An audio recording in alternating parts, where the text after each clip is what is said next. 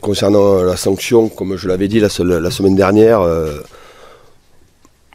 personne ne l'a commenté, mais moi je ne la commente, je ne l'ai pas commenté. Par contre, on a avec plaisir, on a accueilli en début de semaine le retour de Léo, qui Christopher Gatier, the PSG head coach here, defends the behavior of Lionel Messi's club, in which club decided to suspend him for almost 2 weeks. And here today, Christopher Gatier seemed to defend Lionel Messi's behavior, as he used to say that Messi was just doing something by mistake, and that was just a human mistake. In fact, that's why he was just giving apologize. Of course, he gave apologize to the teammates. He gave also apologize to the club and the fans, and that's just a true definition of the great player. But he just thinking that Lionel Messi won't do this again because he has already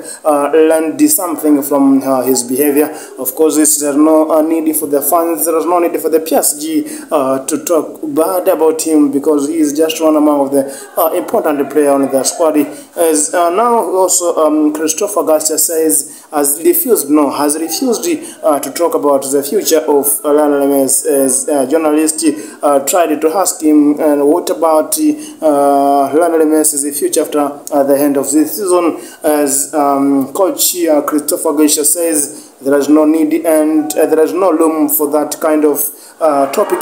There is no need for such kind of topic. This is just a time to think about the last matches of the League One, as in fact that's what should be done, and there is no also need to speak about the future of any player out of Lionel Messi. Of course, there are some rumors that he